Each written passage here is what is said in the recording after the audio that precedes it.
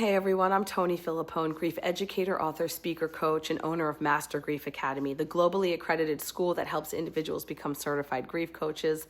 And above all of that, I am among the bereaved. But today I want to talk to you about the 6 needs of the grieving. So let's start with that. What are they? The first need is to have your pain witnessed. Number 2 is to express your feelings. Number 3 is to release the burden of guilt. Number 4, to be free of old wounds. Number 5, to integrate the pain with love. And number 6, to find meaning in life after loss. So let's take a minute to unpack these 6 needs a little bit more. So number 1, to have your pain witnessed. Grief is brutal.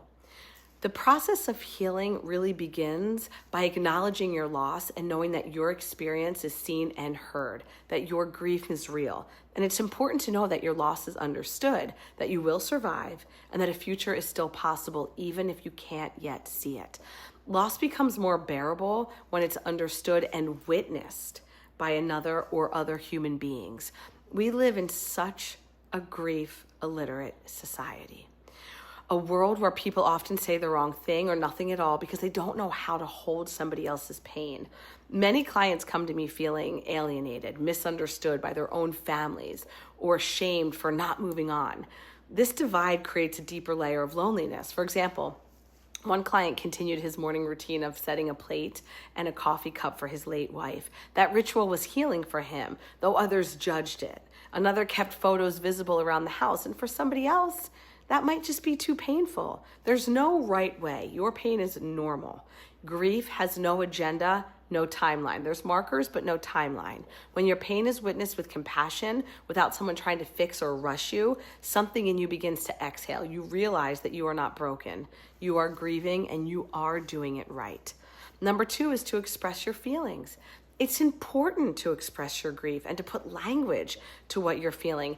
Expression gives shape to the chaos inside and allows emotion to move through the body. So rather than stay trapped, so often when people are asked how they are, they tell the story of their loss instead of how they feel right now. It's not wrong. It's just that the story can become a protective loop that keeps us from being with the emotion underneath. I had another client share that most healing thing during their grief was a friend who texted her each morning and asked, "How are you today?" Not how are you doing, not are you okay, but today.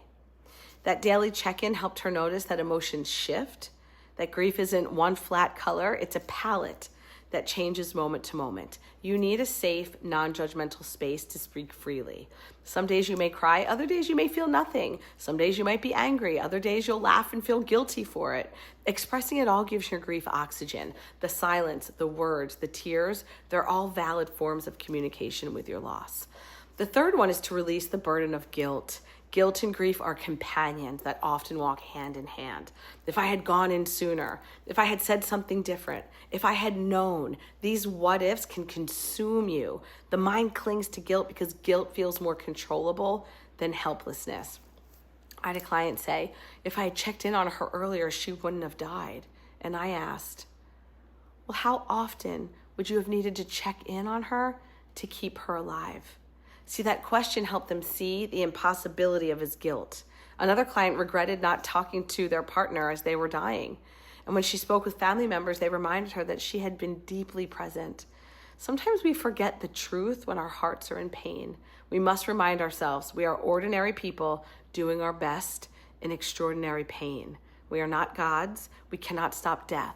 By exploring our guilt and reframing it, turning it around, turning the what ifs into even if, we begin to soften the edges of self-blame.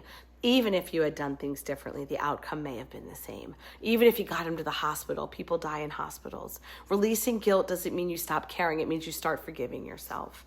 Number 4 is to be free of old wounds. Grief pulls up everything buried within us. The loss cracks open what was already fragile: childhood wounds, unresolved traumas, past betrayals. And as we face this loss, we also face the history that we never wanted to revisit. But healing grief without tending to those old wounds is like patching a roof without fixing the foundation, patching it with, cake mix. If old pain resurfaces, it's not a setback, it's an invitation. What's once felt like a curse can become what we call a cherished wound, a part of you that has been touched by love and transformed through awareness. Asking what's wrong with me keeps you stuck. asking what happened to me opens the door to healing.